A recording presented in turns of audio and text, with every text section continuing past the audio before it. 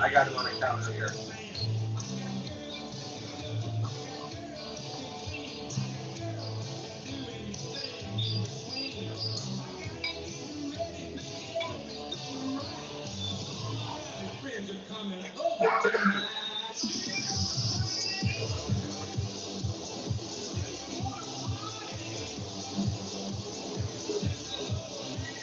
Hey everybody, welcome back to the Don DeMarco's here on the patio, 9785 West Charleston Boulevard, to the Jim Feist Pro Football Handicapping Show, where our panel always consists of all sharps and no squares, and our audience is the smartest from Yale to jail. We got a couple of returning guests with us today. We're going to get into a lot of things, but we are live on both Don DeMarco's YouTube channel and Proline TV. Text your questions or comments anytime during our show. Jim, how are we feeling today? Better this week? Let's say 60% better than last week. 60% better than last week. All right, well, let's get into our guest. One from Fox Sports Radio and the very popular weekly sports column show Inside the Fratto House. Welcome back, Bernie Fratto. How are you? Hi, good to be back. And also, second time with us this year, began by working the sports book at the Barbary Coast and is now a member of the Sports Gambling Hall of Fame, Jeff Whitelaw. Good to be here as well. All right, let's get into it. Bernie, let me start here with the most important question of the day. What's your favorite menu item here at Don DeMarco's? Yes. Yes. Nothing I don't have to cop out without. I don't care if it's meatballs, pizza, a chicken Caesar salad, even that cauliflower crust pizza once, anything I've ever ordered. What's my go-to? Pepperoni and green pepper pizza. All right. Jim, you said you have an opening for him. You got something you want to talk about off the bat before I get in asking questions? What, you're talking about football? Well, I find it interesting how the media starts putting crowns on people and teams being the best player, the best quarterback I've ever seen, the best rookie I've ever seen, the best team. This team's destined for the Super Bowl. Does anybody think that the Buffalo Bills looked like a Super Bowl team the other night? I certainly didn't. Well, then let me ask you this. Who's the best team in football in your mind? Well, I think right now at this moment, there's some good teams and there's some bad teams. But this is week 7. We only played 6 games. We've got 17 regular season. Long way between now and February. Who the hell can predict all the injuries, the players that will be out, like Joe Burrow and things like that, or Lamar and stuff like that. All those things that are going to happen, and they will happen because they always happen. So right now, the upward teams, the teams that are really starting to play really well, Kansas City looks amazing at the moment. The Colts look amazing. And nobody, I don't think, anybody would thought the Colts in Seattle would look as good as they do. And who the hell could have predicted, although I think I did, the Tampa Bay Buccaneers would look, and I have a 28-1 ticket on Mayfield being the rookie of the year, or not rookie of the year, most valuable player, and them making it to the championship in the NFC. And I think that's still possible, although they're banged up as well. Bernie, let me ask you something going not completely opposite of that, but a little bit. The Bears are making a habit of these late finishes, and now they're going to be at home against a New Orleans team that's not very good. They're a 5.5-point favorite, 46.5 on the total. Do you like the Bears this week at home? No, you do not. I don't, and I'm waiting to find a 6. I'm glad you brought up the Bears because all of a sudden they're the moment's rage. And I'm sorry, they still have a lot of issues. They beat the Raiders, they beat the hapless Cowboys. The Raiders are hapless too, and the game was a fait accompli until Monday night. Jaden Daniels said, "Here, let me just go ahead and give you the ball back and let your field goal kicker beat us." I'm not sold on them at all. Interestingly enough, you're right. The Saints aren't good, but they play hard. It turns out Kellen Moore can coach, and I think he's got a lot of Spencer Rattler, and I would not be surprised at all. I don't like a hothouse team going to a cold city. It's supposed to be 51 and raining, I think, Chicago. But it would not surprise me at all if they hang this number. The Bears are a long way from being buttoned up, and although Caleb Williams has shown improvement, he still misses wide open receivers. Jeff, you agree with that? You know, the game, I think the game was down to 4.5, 5. And I would have certainly taken 7. I was hoping maybe, when they rehung the game after the Bears beat still the Redskins to me, that maybe they would have overcompensated it. But Yeah, I mean the Bears short week. You know, you could only play New Orleans or nothing. But again, New Orleans isn't a very good team. Certainly not on the road either. So I don't have a play on that. But you know, New Orleans or nothing. He brought up a great point, and I haven't fired on it, but New Orleans in their 2 road games has given up 75 points. That's nice. That sounds like an over bet. You start giving up that kind of points, I'm going to start bet over. Let me Well, ask. every week, everybody, somebody's in a hurry to bet Dallas under every week, and every week they go over, and every week the wise guys bet them under, and you know I just wait for them to bet the total down a couple points and bet them over. They can't stop anybody, and they still score. And Lamb may or may not come back this week. Maybe another over for Dallas. I bet 2 automatic plays on Dallas every week this year. I bet the team total over, and I bet the game over, and it's worked out most of the time. Yeah. And I don't understand why people keep going. Now, granted, there's a number out there that's too high. It's at 55 So, right now. Yeah, it's a big number, and this is the biggest number Yeah. of the whole season for anybody. So So wait, Jim. It might be 52 in a few days. Just wait. yeah, you're right. Well, Dallas gives up 31 points a game. Jim, let me ask you this. In that game, playing Washington at home, should the Commanders fans remain optimistic about their season? Well, I think you can be optimistic about certain parts of every team, but there's flaws on every team. This is not to be critical and negative. I don't want to be negative. I want to be positive. There are positive things to say about a lot of teams, and there's negative things to say about a lot of teams. The Commanders have their pluses and their minuses. There's no A team in football in the NFL this year, in my opinion. Now, I think there's some B's and B plus teams that could maybe develop into an A team after the regular, when we get down to the end of the season, January, February. But that's going to take a little while because right now they're not there. So on this game, then, it was at 2. Washington is a favorite. Last time I looked, it's down to 1.5 and a 55 total. I know you just talked about the total, but do you like either side on this, or is this just you pass on the total on the line? Oh boy. Jeff, you got a pick on this game? I think No. maybe the money line on the favorite would be the only way out there. I wouldn't lay any points. Okay. Bertie, back to you. Chiefs should have their full complement of wide receivers with Rashee Rice's return from suspension. They got the Raiders coming in. It's a big number. It's at 11.5 point favorite. The total's 45.5. I know the Raiders are bad, and a lot of people don't like to lay double digits. But is this a game you might look at doing that or not? I won't rule it out because the last 4 times these 2 teams have met, it's been decided by 7 points or less. And for whatever, the Raiders, they look at the Chiefs as their Super Bowls. But it's probably a pass for me. There's simply better games on the board for me. This game does have real blow-off potential. And you get Rashee Rice back. And to Jim's point, it's a week-to-week league, so you don't know. People think the Chiefs are the best team in football right now, but they're 3-3. Last week we sat here, everybody thought Detroit, I was one of them. But they're 4-2. The Chiefs are 3-3, but the Chiefs are 3. So it's just stay away game. Jeff, is this a game you might bet the over on? No, I took the Raiders for the exact reason Bernie said it. For whatever reason, and I don't understand it, but trends are trends. The Raiders always seem to play the Chiefs tough, and every time they play them, it looks like it's going to be a blowout on paper. But taking double digits in a divisional game, teams familiar with each other.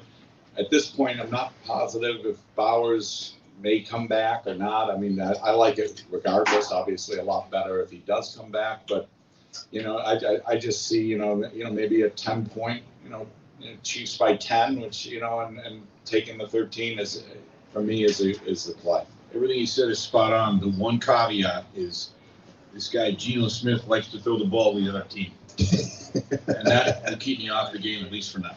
Geno's been in the league, 12, 13 years or something like that. He has one really good year. And the rest of the time, he's been average or bad. And he usually has one great game a year, and he had that the first week. Well, So this he's- year, every year, he's consistently terrible. Really terrible. So I wrote a question for this week, and when I wrote it, and then when I went to type it up, I'm like, this has to be asked to Jim Feist. I have to ask you this question.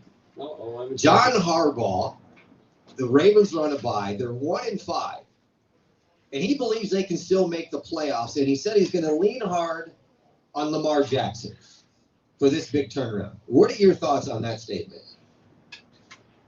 I was giving traffic. You want me to say it again? No. Okay. So you're saying Harbaugh said he's going to lean on Lamar Jackson. And he believes they can make the playoffs even though they're 1-5. Well, of course they can make the playoffs. I mean, you have who's leading the division? You got Pittsburgh, who everybody thought they were not even going to have a winning record, and nobody really thinks they're that good. So yeah, it's possible, and there have been other teams that started out 1-5 and made the playoffs. You don't need to have a super record to make the playoffs. You can be 8-9 and make the playoffs. Well, here's the thing: is Lamar Jackson good enough to bring him back from 1-5? I'd have to say two answers. In the regular season, he has proven to be a winning quarterback. In playoffs and big games, no, he doesn't seem to step up. But now that they're under the gun, they're 1-5. He certainly has the talent. Now, is it between the years that causes the problem? I don't know. I don't know what it is. Maybe it's Harbaugh, because Harbaugh has been in charge of this team for a long time, and they have led the league in giving up double-digit fourth quarter leads. Now, that doesn't come down to Lamar. That comes down to coaching. And I think maybe the conservatism of Harbaugh might be the real problem. So they get these big leads. They're up 10 points, they're up 12, they're up 15, they're up 14. In the fourth quarter, they lose. Well, the same thing happens to them in the playoffs. That type of mentality, I'm gonna play not to lose, is a killer. I want to stay with you because we're going to stay in the division for the Thursday night game with Pittsburgh going to Cincinnati. It's 5.5 on the line and 43.5 total. Do you like this game over after what Cincinnati put up in the second half this week? First of all, you have two 40-year-old quarterbacks. And obviously you have a coach on Tomlin who never posts a losing record during the regular season. Or the other coach on the other side, Cincinnati's questionable guy. But he's also gotten his team to the Super Bowl. But they don't have Joe Burrow. So you would have to say Flacco is a big upgrade from what they had before. Because they were playing with the backup quarterback to begin with. But Flacco knows how to win. He has a great arm. He knows how to bring out Chase and Higgins and get them the ball and they're the playmakers. They're the guys that make it happen. I would say this game is going to go over. Cincinnati doesn't have much of a defense, and Aaron Rodgers can pick apart anybody. He's not the old Aaron Rodgers. Nobody's the old somebody. You know, we all fall off the cliff. But yes, I think both of these teams are going to score enough points to go over that low total, and I wouldn't be surprised if Cincinnati doesn't cover the spread. Jeff, you got a thought on this game? I have to disagree with Jim a little bit on. I haven't heard big upgrade from for Flacco in about 10 years. But I would say he's a slight upgrade. I favor the home dog here. Pittsburgh off of the win. Short week. Division. Again, everything. Cincinnati's not a good team, but these divisional games, they always seem to come right down to the end, and a lot of these games, these TV games, have all been seemingly coming right down to the end. So, I would definitely be on the dog here. Cincinnati could even win the game, but certainly it could be a very close game. Bernie? Divisional dog on a Thursday night standalone game. That's the only way you can look. Jim Whitmore and I talked about that last week. Giants catching 7 at home. They end up winning by 17. I'm not predicting that. What'll keep me off the side is Pittsburgh has the best turnover margin in the NFL. I expect them to get 1 or 2. But I also expect both quarterbacks to air it out, and I actually played the over for half a game. Bernie, I want to stay with you. Let's move to Sunday. With the Rams going to Jacksonville, it's at 3 and a 44.5 total. That's it. Oh, that's in London. I'm sorry. That's from London. Do you like either one on this? Well, if Puka Nakua were playing, I might look at the game a little different. But if he's not playing, and right now it doesn't look like he is, I think he's going to miss more than 1 week. He's got a weight-bearing injury on that ankle. Jacksonville is a pretty stingy run defense. They allow 90 yards per game, so I think points are going to be at a real premium here. The line 3 is probably where it should be. And I'm a little spooked that Jacksonville did not fare well against Seattle. I thought they would have put themselves better. So it's a stay away from me. Jeff? I played the Jags plus the 3. Nakua is pivotal to their offense. I mean, when he catches 8 or 9 catches a game, target him like 12. So without him, they're going to have to rely on the run a little bit better. And as Bernie said, Jacksonville has a stingy defense. Jacksonville's played a lot of these games over there in London. They're used to it. And coming off the loss, I think the Jags get up for the game, and I think the game should be closer to like 1.5. So I'll take the 3 in the spot. Jeff, what do you think about the total? I was kind of looking towards the under. I would lean towards the under, if anything, yes. Let me go with you, Jim. And with Minnesota going to Philadelphia, it opened at 2.5. It's down to 1.5 and a 43.5 total. Minnesota. It's in Minnesota. It's in Minnesota. No, I'm sorry, it's in Minnesota. It's in Minnesota. Yeah. Another home dog. Well, who's the quarterback for Minnesota? That's a big question. Well, is it going to be Wentz? He won. Well, I would rather Wentz. I'm not sure that McCarthy is ready for the NFL yet. I like him, and I think he's going to be very good. But I think he needs more time to develop, and I would not want to play.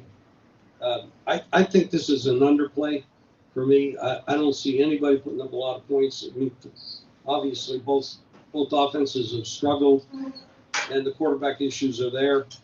I don't know what the hell's going on with the Philadelphia team. Why they won't throw the ball? They got one of the best wide receivers. I don't get it. I don't know what's happening. But I like the under of the game. What about you, Bernie? I would lean under, but what concerns me is the Eagles' run defense ranks 27th. So if the Vikings can establish any kind of run game, and I don't know that J.J. McCarthy's not going to be back. I know his ankle's healed, but they just haven't put him back in yet. Philly has not lost 3 consecutive games in 3 years. It feels like a get-right game for Philly and Saquon. So I would lean Philadelphia. You know, last year in the middle of the season, Philadelphia went through a little spell as well. They had a bunch of problems internally, and then they got righted, and then they win the Super Bowl. Jeff, to you, do you think McCarthy will start this game, or do you think it's going to be Wentz? You know, I don't know if I were coaching, I would have Wentz, and if I'm betting, if McCarthy starts, I'm betting the Eagles, and if Wentz starts, I'm going to probably pass. There you go. Let me stay with you with Panthers and the Jets. I mean, is this a game where Jets can finally, get into the column that they haven't been able to find this year? I hope not, because I bet the Panthers +1 when the number came out. I thought, again, Carolina 3-0 at home, 0-3 on the road. Not a great spot, but then anytime you're playing the Jets, it's a good spot. So I'm thinking, you got one team, that has won 3 out of 4, granted 3 at home, but decent opponents, and I figure, we got one team going in one direction, and the Jets are just abysmal. So I took Carolina just on, the Donald's has been running unbelievable, and I just figure, that the Jets shouldn't have been favored over anybody. Bernie, on the same game, I heard something over the weekend coming into this week, with the Panthers being week 1, what they were saying. If the Jets don't win in the next 3 weeks, with this being the first week, they may go winless. Would you buy that? Well, I covered an 0-18, 0-16 Lions team in the weight division, so I've seen it all. The NFL is a week-to-week game, but there's a larger issue here, the elephant in the room. I know I'm going to hell on a scholarship because I don't say good things about Justin Fields, everybody else does. But he's 14-35 as a starter for a reason. He's 0-26 when his opponents score just 20 points or more. He has no idea what he's looking at. He drops back and says, "Oh, there's 3 wide open receivers. Let me just take off and run. Put my shoulder into a linebacker." it's maddening. If Rico Dowdle continues what he's doing, I feel like this is this is a Carolina team that beat somebody 30-0 a few weeks ago. So there's no way I can back the Jets at all. No way in hell. Are you on anything on this game? Not yet, but I probably will fire on Carolina. Well, first of all, everything everybody said is I totally agree with. Fields is not an NFL quarterback. He's never been an NFL quarterback. I don't know why everybody keeps trying to make him into one. He just doesn't have it. He has the physical tools, but there's a lot of players that come out of college and have physical tools, and they just can't put it together. And I think it's time to stop with that. It's nonsense with him. But the problem with Carolina is, and I don't know what the hell's going on. When was the last time they won a road game? It might be 3 years ago. I mean, they just don't win on the road. That was the question I asked: is could the Jets finally get one here with that? Well, that plays the psychology of losing every damn game for 3 years on the road might play into it. But Carolina looks like a way better team, and Dowdle running the way he's playing. I guess Dallas got rid of him because he wasn't good enough. And I don't understand that one, but that's Dallas for you. But anyway, I would play Carolina here, probably on the money line. Speaking of quarterbacks, I think Bryce Young has progressed tremendously under Dave Canale. I expected that to happen. And it's baked into the line. If the Jets are home and they can't, enough about that game. The line's where it probably should be. Two things, Jim. Number one, Carolina is a terrible road team, as I said. But how many times in those 3 years did they play the Jets? And number two, who is the general manager of the Cowboys? Well, the Mr. Everything of the Cowboys is Jerry Jones, who should be doing something else besides messing up his football team. He's a mess. You should just count his he's a oil mess, money. and the team is a mess.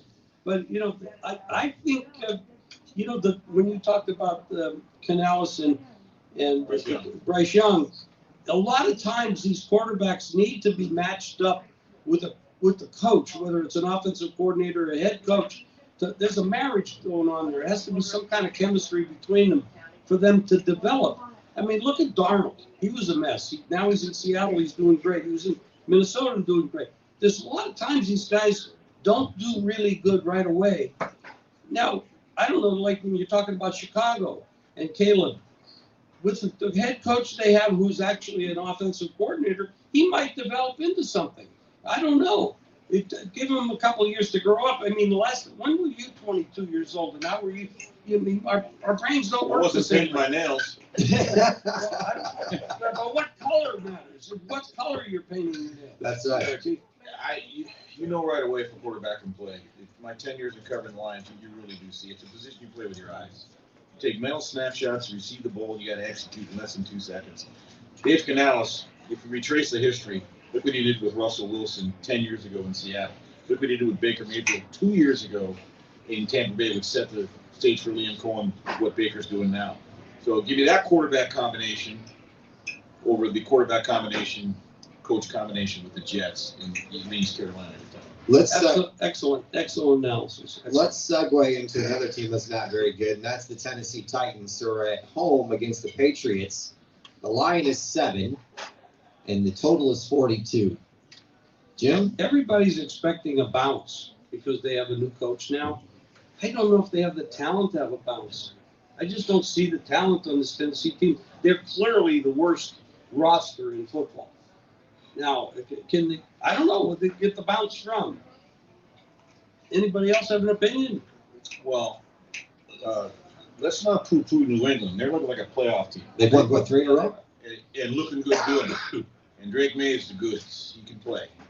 And we're neatly ignoring what I think is an underrated sort of a aspect when you look for strength versus weakness. It's a little esoteric, but this is Mike Vrabel's return to Tennessee where they fired him. Oh, you're getting max effort out of New England. And I don't know how Tennessee scores points. This game feels like it's 23-6 written all over it. Wow. Not that I ever want to lay 7 on the road in this lifetime, but you can't grab the points here, can you? Well, there is a stat. Teams playing their third consecutive road games in the last 10 years in the NFL are 11, 23, and 2, which is a whopping 31% against the spread.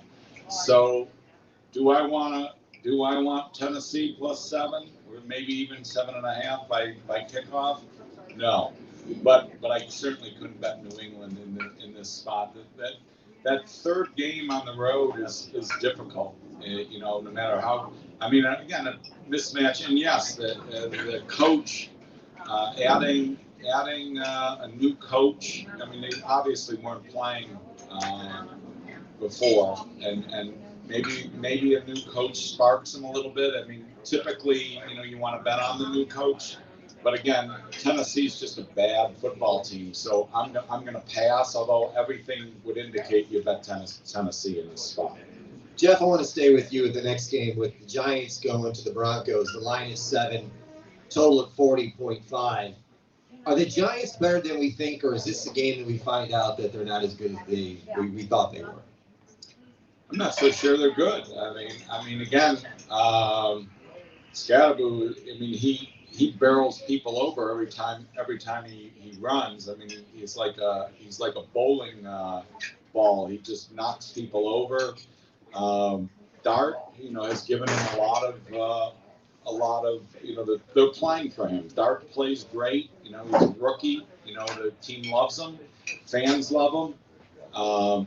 But now you're going up against a very, very difficult place to play with a very good defense. This is not a good spot for the Giants. They went on the road to a bad New Orleans game, and they turned the ball over a lot. And I don't like the Giants on the road. Certainly, I would be, if this went below 7, which I think it may even have been, or maybe even a money line or a teaser on Denver. I don't see Denver losing this game. You would take it at 6.5 or under. Bernie? I can't lie. I grabbed Denver at 7. Check that. I grabbed the Giants at 7. They got my attention. Since Jackson Dart took over, they're averaging 23 points a game. Cam Scadaboo is the rolling ball of butcher knives, but he's going up against a defense that only allows 89 yards a game. So that's going to be something to look at.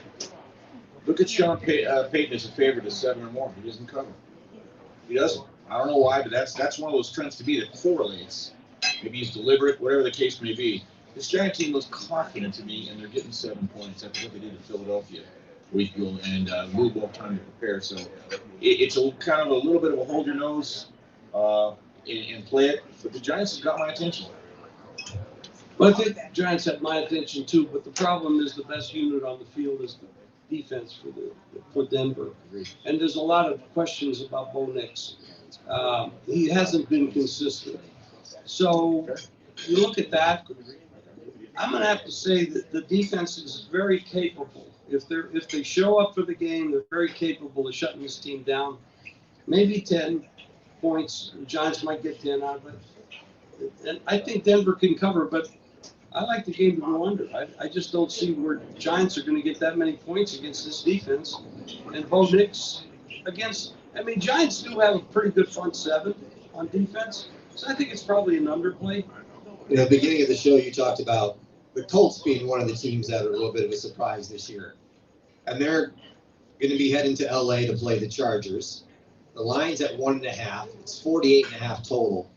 Is this a game that you believe that the Colts can go on the road and pull off a win? You. Me? Wow, the Colts are such a surprise. Indiana Jones, the way he's playing. They got Taylor, running back. And you have all these injuries on the Chargers. And I think if they were playing anybody but the inept Dolphins last week, they would have lost. This team is really banged up. I mean, this is a time of year where you really have to look at the injury list for all these clubs. They have a great coach there, a great quarterback there. There's no question. But how the hell they keep overcoming these injuries? The Colts they're not hurt like this. They don't have that many injuries. I think the Colts can win this game, I think it definitely the way they're playing offense for the Chargers. You don't really have a home field advantage there. I'm not sure how much home field matters to anybody in the NFL anymore. but they don't really have a home field advantage in LA. So I'm going to have to say this game is an overplay, and I would lean towards the Colts. Jeff, would you lay the 1.5 in this? Again, everything Jim said is correct, and the Chargers they're beat up, and you know, but I don't know, they seem to somehow pull out wins. I like the Colts as a home team, and not so much on the road. Although they went out to LA and they played the Rams really tough. In fact, they should have won that game. But again, I don't. It would be the Chargers and nothing here for me.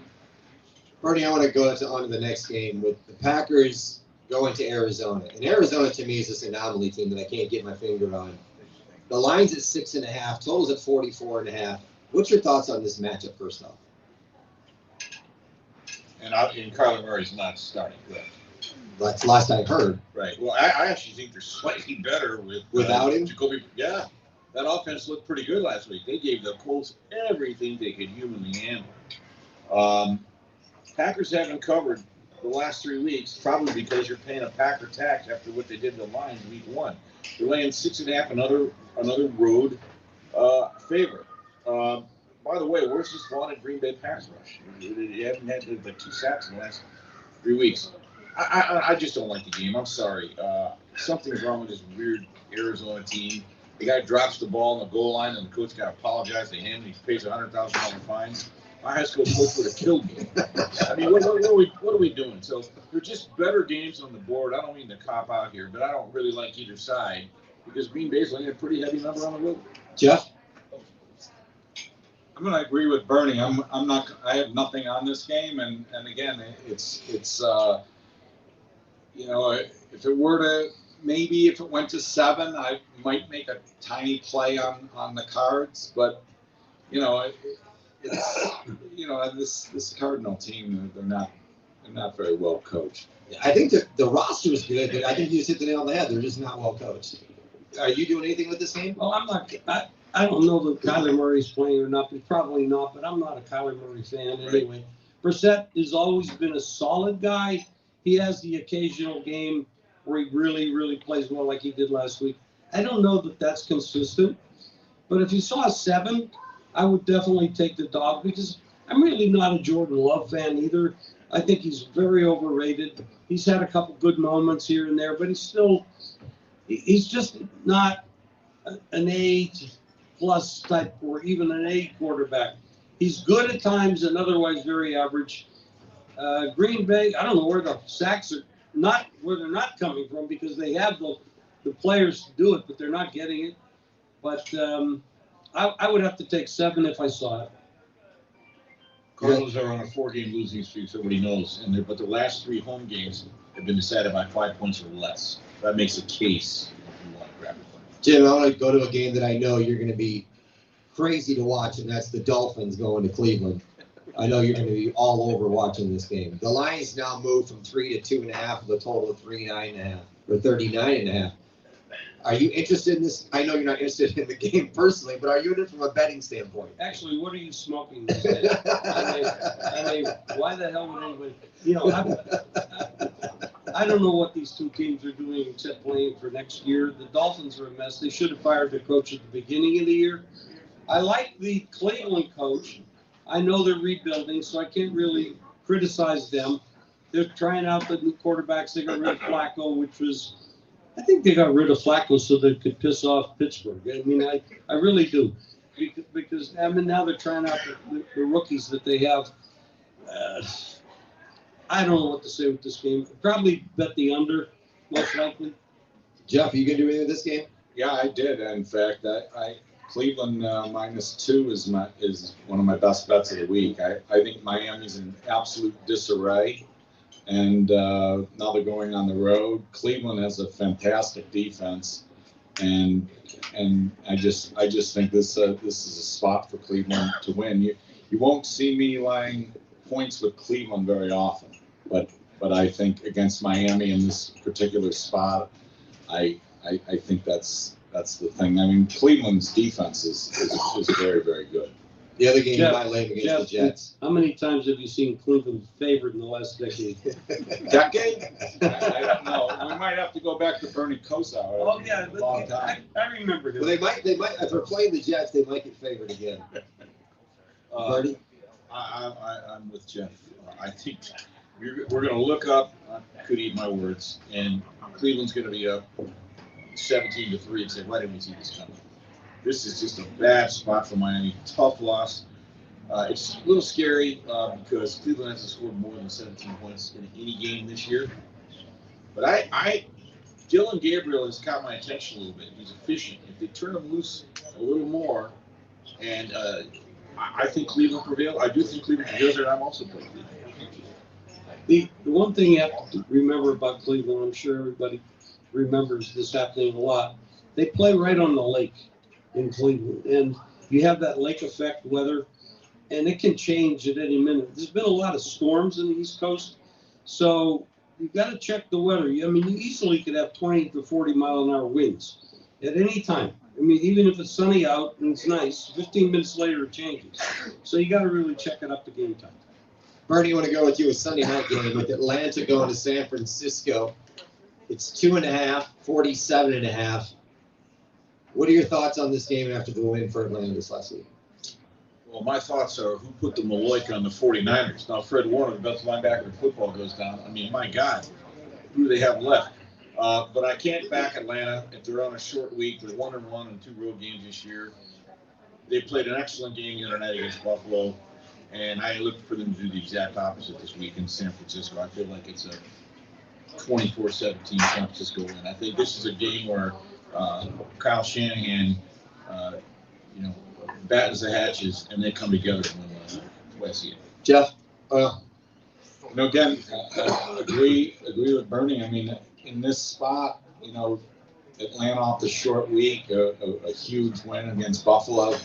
You would only be on the 49ers, but again, you look at that 49er team. I mean, half the team's hurt. I mean, and very, very important players too. So, it's hard to know what you're getting with the 49ers. I mean, they're decimated with injuries. So I'm going to just pass because I don't know what you're getting. I mean, Warner is outstanding. They already lost both. I mean, as you just keep losing key personnel, eventually, it will catch up to you. So I'm going to pass. Well, they put a crown on Atlanta's head the other night when they beat Buffalo, and I mean, this is what I'm talking about. The media doing this.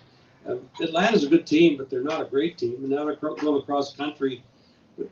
Like you guys said, how do you know what to expect from a team that is as banged up as the 49ers? I don't know what's wrong with the 49ers, but every year they lose half their squad to injuries. I don't know what to do with something like this. Perhaps you look at the total and say, here's a team coming off the big game on Monday night. They won the game. They flattened out in the second half. They didn't score much in the second half. And you got San Francisco with all these injuries. You might start looking at the under. Bernie, I wanted to start purposely with you with this Monday night game. With Tampa heading to Detroit. First off, this is going to be a hell of a game. But secondly, do you think this could be a preview of the NFC Championship? That's the narrative. It certainly could be. And I look for the Lions' offense to explode this week. They're averaging 44 points a game at home. They're 2-0 against the number at home. Yes, they're having those cluster injuries in the secondary.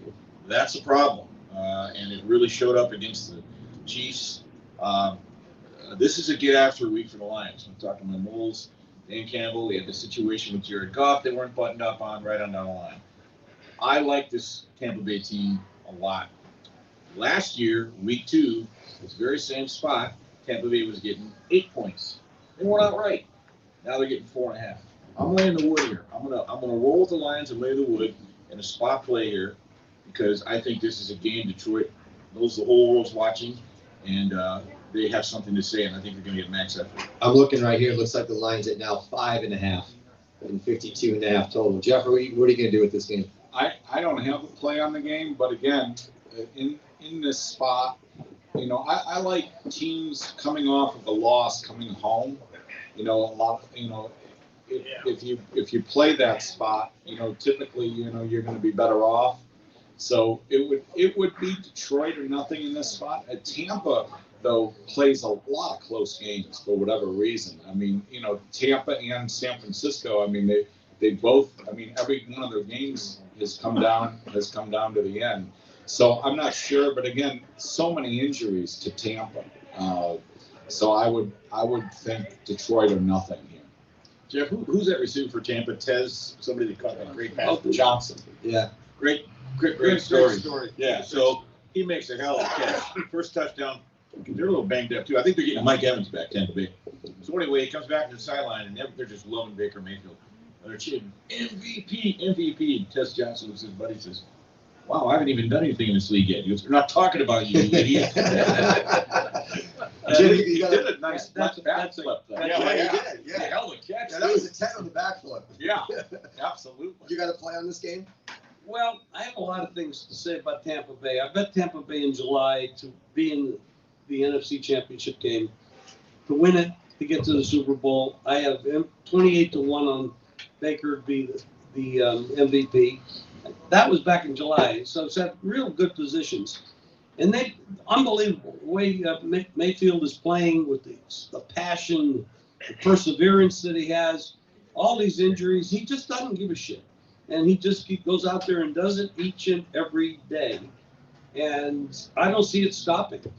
I know I'm a big Lion fan also. So in this spot, it's also what Jeff said. Lost, coming home is perfect. But the line's too big. These two teams are very, very good. And the two quarterbacks are very good. And the coaches are very good. This line is too big. You're talking about giving 6 points to a team like Tampa. I got to pass. Look, I'm going to play the over for sure. And if it gets to 6, if it's solid, I can find the 6. I'm taking the 6. Let me stay with you at the other Monday night game with the Texans going to Seattle.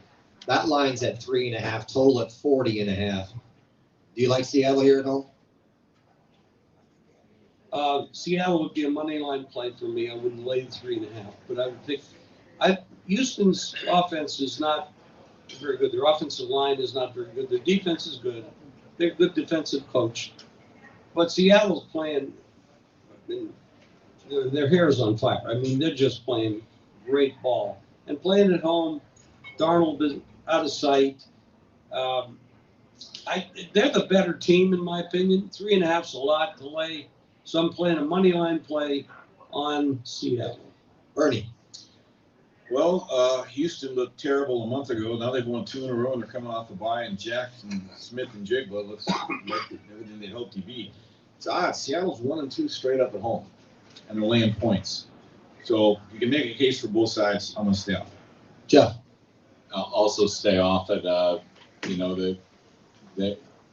Seattle's played better on the road. Obviously, they keep winning on the road, and they used to, with the 12th man. I used to live in Seattle. I mean, that stadium gets loud, and it used to be a huge home field. But lately they've been playing better on the road, and Houston is off of a bye. So I mean, it favors Houston in that. So I'm passing. Any questions from anybody in our audience? Yes, Scott Pritchard. Just 2 quick points to the panel's point and question. It's easy to pile on the Jets. They've been perfect 0-6, but there was a less than a 0% chance this team will go 0-17. 2 reasons. One, they lost to the Pittsburgh Steelers, a team that had lost just 1 game. They lost by 2 points. And let us not forget, last weekend on a neutral field against that killer defense of Denver, 2-point game short. The other thing is, I want to agree with everyone regarding the Niners versus the Falcons. The Falcons are world beaters at home, but they suck on the road. They're coming across the United States. Well, Right. 3 time zones, 3,000 miles, outdoors on grass. They went on the road 2-3 weeks ago to Carolina, had their asses handed to them 30-0. So I love what you say about the Niners. I agree, Jeff, Scott. They're not going to go 0-17. I covered the 0-16 Lions. I was there. I did the pre and post. Now, I'll just give you one weird thing that happened. This can't keep happening. Everybody remembers Dan Orlovsky running out of the end zone. Okay, that was week 4 against Minnesota. Lions lost 12-10 by 2 points. Orlowski's under center, doesn't like what he sees, calls timeout. They go over. They change the play to the shotgun. Orlowski goes, "You sure we're going on the shotgun? I'm in the end zone." "Yeah, we're on a shotgun," and he runs out of bounds. That was the legendary Rod Marinelli. You almost got to try to go 160. And the Jets haven't stopped competing. They're just not very good. They don't have a major league quarterback. So you're not wrong. It's zero chance they go 117. No. Any other questions? All right, we want to thank J-Lo. We're going to give away 3 bottles of wine. So hang on after the outro, and we will take care of that. Next week, Jim, we are going to have Ken Thompson and Lou Finicario is going to be here with us next week. So we're going to have 2 more. Every week we just get 2 heavy hitters. They just keep coming. The heavy hitters keep coming. We have a great show, great content. I want to thank these 2 gentlemen for being here. Great input. Really appreciate it. Let's give a round of applause for Jim Feist, Bernie Fratto, and Jeff Whitelaw, everybody. Good luck on your bets, and make sure you get the great food here at Down DeMarco's. We are at 9785 West Charleston Boulevard. My name is Tommy Canale. We will see you guys next week.